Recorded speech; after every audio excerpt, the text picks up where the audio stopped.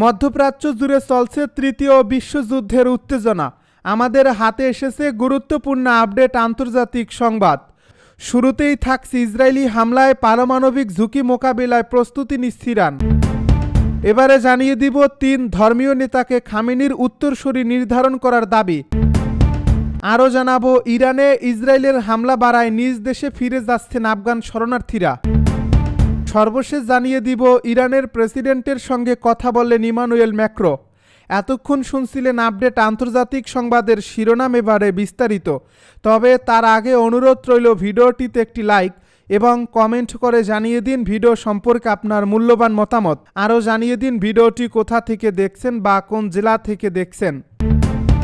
Israeli হামলায় পারমাণবিক ঝুঁকি মোকাবেলায় প্রস্তুতি নিচ্ছে ইরান। পারমাণবিক স্থাপনাগুলোতে ইসরায়েলের চলমান হামলায় তেজস্ক্রিয়তা ছড়িয়ে পড়তে পারে এমন আশঙ্কায় তা মোকাবিলায় প্রস্তুতি নিচ্ছে ইরান। দেশটির উপস্বাস্থ্যমন্ত্রী আলী জাফারিয়ান জানিয়েছেন, এ ধরনের পরিস্থিতি সামাল দিতে ইতিমধ্যেই প্রস্তুতি শুরু হয়েছে। তিনি আরও বলেন, এখন পর্যন্ত ইসরায়েল অপরিচালিত অস্ত্র ব্যবহার করছে এমন কোনো তথ্য আমাদের কাছে নেই। তবে যদি পারমাণবিক রিঅ্যাক্টরগুলো লক্ষ্যবস্তু হয় তাহলে যে কোনো ধরনের তেজস্ক্রিয় মোকাবিলায় আমরা প্রস্তুত। আশা করছি পরিস্থিতি সে পর্যন্ত গড়াবে না। জাফারিয়ান আরও জানান, এখন পর্যন্ত 3টি হাসপাতাল হামলার শিকার হয়েছে, যার মধ্যে কেরমান শাহ হাসপাতাল সম্পূর্ণভাবে খালি করে ফেলা হয়েছে। তিনি আরও বলেন, ইসরায়েলের সবকটি হামলার লক্ষ্য ছিল বেসামরিক স্থাপনা। আন্তর্জাতিক সংস্থাগুলো, বিশেষ করে বিশ্ব স্বাস্থ্য সংস্থা ও আন্তর্জাতিক রেড ক্রসকে আহ্বান জানায় তারা যেন ইসরায়েলকে বেসামরিক জনগণকে লক্ষ্যবস্তু বানানো থেকে বিরত রাখার জন্য চাপ প্রয়োগ করে। তবে গাজায় 1.5 বছর ধরে তাদের নিষ্ক্রিয়তা দেখে তাদের কাছ থেকে আমাদের খুব বেশি প্রত্যাশাও নেই। উপস্বাস্থ্যমন্ত্রী জানান, ইসরায়েলি আগ্রাসনের 8ম দিন পর্যন্ত অন্তত 430 জন বেসামরিক নাগরিক নিহত হয়েছেন এবং আহত হয়েছেন 3500 জনেরও বেশি। 3 ধর্মীয় নেতাকে খামেনির উত্তরসূরি নির্ধারণ করার দাবি। ইরানের সর্বোচ্চ নেতা আয়াতুল্লাহ আলী খামেনি তার উত্তরসূরি হিসেবে 3 জন জ্যেষ্ঠ ধর্মীয় নেতাকে নির্বাচন করে রেখেছেন বলে দাবি করা হচ্ছে। নিউ ইয়র্ক টাইমসের এক প্রতিবেদনে ইরানি কর্মকর্তারা জানিয়েছেন, সর্বোচ্চ নেতা জানেন যে ইসরায়েল বা মার্কিন যুক্তরাষ্ট্র তাকে হত্যার চেষ্টা করতে পারে। এই প্রেক্ষাপটে তিনি একটি অস্বাভাবিক সিদ্ধান্ত নিয়েছেন। কর্মকর্তারা বলছেন, সর্বোচ্চ নেতা নিয়োগের দায়িত্বে থাকা ধর্মীয় সংস্থা অ্যাসেম্বলি অব এক্সপার্টসকে প্রস্তাবিত 3টি নাম থেকে দ্রুত তার উত্তরসূরি নির্বাচনের দায়িত্ব দেওয়া হবে। ইরানে একজন নতুন সর্বোচ্চ নেতা নিয়োগের প্রক্রিয়াটি সাধারণত কয়েক মাস ধরে চলে। ধর্মগুরুরা তাদের নিজস্ব তালিকা থেকে নাম বেছে নেন। কর্মকর্তারা বলছেন, যেহেতু দেশটি এখন যুদ্ধে লিপ্ত, তাই খামেনি চান তার উত্তরাধিকার ঠিক রাখতে এবং শৃঙ্খলা বজায় রাখার জন্য দ্রুত এবং সুশৃঙ্খলভাবে ক্ষমতা হস্তান্তর প্রক্রিয়াটি নিশ্চিত করতে। তবে তারা জোর দিয়ে বলেছেন, সর্বোচ্চ নেতার সম্ভাব্য উত্তরসূরি প্রার্থীদের মধ্যে নেই আলী খামেনির ছেলে মেজতাবা। এদিকে আয়াতুল্লাহ আলী খামেনি ইরানের রেভলিউশনারি গার্ডসের সর্বোচ্চ পরিষদের কাছে যুদ্ধকালীন ক্ষমতা হস্তান্তর করছেন। একাধিক নির্ভরযোগ্য সূত্রের বরাতে এ তথ্য জানিয়েছে ইরান ইন্টারন্যাশনাল। সংবাদ মাধ্যমটির এক প্রতিবেদনে দাবি করা হয়েছে, তেহরানের উত্তর পূর্বাঞ্চলের লাভিজানের একটি গোপন বাংকারে সব পরিবারে সরিয়ে নেওয়া হয়েছে খামেনিকে। তার সঙ্গে তার প্রভাবশালী ছেলে মোজতবা খামেনিও রয়েছেন। সম্প্রতি সাবেক মার্কিন প্রেসিডেন্ট ডোনাল্ড ট্রাম্প ট্রুথ সোশ্যালে এক পোস্টে লিখেছেন, আমরা জানি তথাকথিত সুপ্রিম লিডার কোথায় লুকিয়ে আছেন। তিনি সহজ টার্গেট, তবে আপাতত তাকে হত্যা করা হবে না, কিন্তু আমাদের ধৈর্য ফুরিয়ে আসছে। তিনি আরও বলেন, আমরা চাই না বেসামরিক মানুষ বা আমেরিকান সৈন্যদের দিকে আর কোনো ক্ষেপণাস্ত্র ছোড়া হোক। ইরানে ইসরায়েলের হামলা বাড়ায় নিজ দেশে ফিরে যাচ্ছেন আফগান শরণার্থীরা। ইসরায়েল ও ইরানের মধ্যে চলমান সংঘাতের কারণে নিরাপত্তা ঝুঁকি বাড়ায় ইরান থেকে নিজ দেশে ফিরে যাচ্ছেন বহু আফগান শরণার্থী। জাতিসংঘের শরণার্থী সংস্থা UNHCR এর তথ্য অনুযায়ী বর্তমানে ইরানে 40 লাখেরও বেশি আফগান নাগরিক বসবাস করছেন, যারা যুদ্ধ ও নিপীড়নের ভয়ে দেশ ছেড়েছিলেন।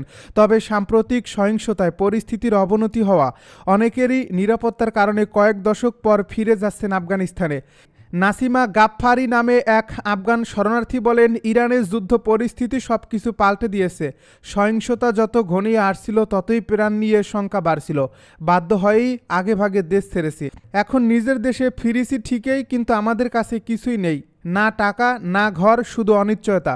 শুধু আফগানরাই নয়, ইরান থেকে প্রতিদিন শত শত পাকিস্তান ও সীমান্ত পেরিয়ে নিজ দেশে ফিরে যাচ্ছেন বলে জানিয়েছে স্থানীয় প্রশাসন।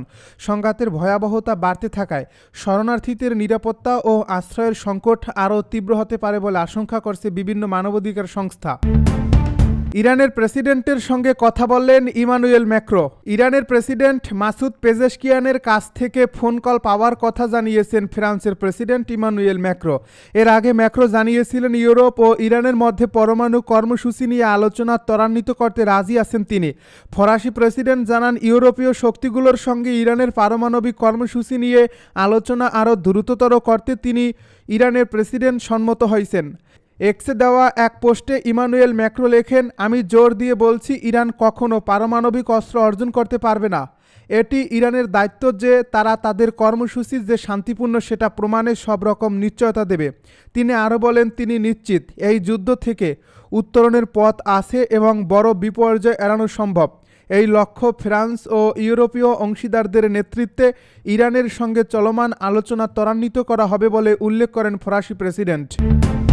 পরমাণু প্রযুক্তিতে ইরানকে সহায়তার প্রস্তাব রাশিয়ার প্রেসিডেন্ট ভ্লাদিমির পুতিন বলছেন, ইরান যদি শান্তিপূর্ণ উদ্দেশ্যে পরমাণু শক্তি ব্যবহার করতে চায় তাহলে তাতে রাশিয়ার কোনো আপত্তি নেই, বরং রাশিয়া তাতে সহযোগিতা করতেও প্রস্তুত। খবর আনাদুলোর একটি সাক্ষাৎকারে পুতিন বলেন, ইরান পরমাণু অস্ত্র বানাতে চায় এমন কোনো প্রমাণ আন্তর্জাতিক পরমাণু শক্তি সংস্থা এখন পর্যন্ত পায়নি। তিনি উল্লেখ করেন, ইরানে পারমাণবিক অস্ত্র হারাম বলে ধর্মীয় ফতোয়া জারি রয়েছে, যা বিষয়টিকে আরও স্পষ্ট করে দেয়। তিনি আরও বলেন, রাশিয়া সবসময় পারমাণবিক অস্ত্র বিস্তারের বিরুদ্ধে এবং কোনো দেশ যাতে শান্তিপূর্ণভাবে পারমাণবিক শক্তি ব্যবহার করতে পারে সে বিষয়ে সহযোগিতা করতে চায়।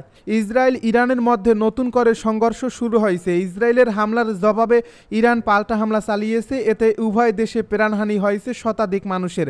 এই উত্তেজনার মধ্যে পুতিনের শান্তিপূর্ণ পারমাণবিক কর্মসূচিতে সমর্থনের ঘোষণায় ইরানের পক্ষে একটি বড় কূটনৈতিক সমর্থন হিসেবে দেখা হচ্ছে। বিশেষ করে পশ্চিমা দেশগুলোর চাপের মুখে এই বার্তা ইরানকে কিছুটা কৌশলগত সুবিধা দিতে পারে বলে মনে করা হচ্ছে। যুদ্ধকালীন ক্ষমতা ছাড়লেন খামেনি। ইরানের সর্বোচ্চ নেতা আয়াতুল্লাহ আলী খামেনি ইরানের রেভলিউশনারি গার্ডস এবং এর সর্বোচ্চ পরিষদের কাছে যুদ্ধকালীন ক্ষমতা হস্তান্তর করেছেন। একাধিক নির্ভরযোগ্য সূত্রের বরাতে এ তথ্য জানিয়েছে ইরান ইন্টারন্যাশনাল। সংবাদ মাধ্যমটির প্রতিবেদনে দাবি করা হয়েছে, তেহরানের উত্তর পূর্বাঞ্চলের লাভিজানের একটি গোপন বাংকারে সপরিবারে সরিয়ে নেওয়া হয়েছে খামেনিকে। তার সঙ্গে তার প্রভাবশালী ছেলে মোজতবা খামেনিও রয়েছেন। সম্প্রতি মার্কিন প্রেসিডেন্ট ডোনাল্ড ট্রাম্প ট্রুথ সোশ্যালে এক পোস্টে লিখেছেন, আমরা জানি তথাকথিত সুপ্রিম লিডার কোথায় লুকিয়ে আছেন, তিনি সহজ টার্গেট। তবে আপাতত তাকে হত্যা করা হবে না, কিন্তু আমাদের ধৈর্য ফুরিয়ে আসছে। তিনি আরও বলেন, আমরা চাই না বেসামরিক মানুষ বা আমেরিকান সৈন্যদের দিকে আর কোনো ক্ষেপণাস্ত্র ছোড়া হোক। বিশেষজ্ঞদের মতে ক্ষমতা হস্তান্তরের এ পদক্ষেপ একটি সম্ভাব্য অ্যাম্পিটিভ ট্রান্সফার অফ অথরিটি, যার মাধ্যমে যুদ্ধকালীন পরিস্থিতিতে কমান্ড কাঠামো অক্ষুণ্ণ রাখা যাবে যদি খামেনি নিহত হন। ইসরায়েল ইরান চলমান সংঘাতের অষ্টম দিনে উভয় পক্ষ একাধিক হামলা ও পাল্টা হামলায় জড়িয়েছে। ইসরায়েলের একাধিক আক্রমণে ইরানের সামরিক ও পারমাণবিক স্থাপনায় বড় ক্ষয়ক্ষতি হয়েছে এবং এরপর পাল্টা জবাবে ইরানও ব্যাপক ক্ষেপণাস্ত্র হামলা চালাচ্ছে। শুক্রবার ইরানের প্রেসিডেন্ট মাসুদ পেজেশকিয়ান ইসরায়েলের বিরুদ্ধে হুঁশিয়ারি দিয়ে বলেছেন, ইসরায়েল যদি হামলা অব্যাহত রাখে তাহলে ইরান আগের চেয়ে আরও কঠোর প্রতিক্রিয়া জানাবে। ইরানি সংবাদ মাধ্যমে প্রকাশিত এক বিবৃতিতে প্রেসিডেন্ট বলেন, আমরা সব সময় শান্তি ও স্থিতিশীলতার পথ অনুসরণ করেছি, কিন্তু বর্তমান পরিস্থিতিতে শান্তি কেবল তখনই সম্ভব যখন জায়নবাদীরা সন্ত্রাসী আগ্রাসন বন্ধ করবে এবং স্থায়ীভাবে তা বন্ধ রাখার গ্যারান্টি দেবে।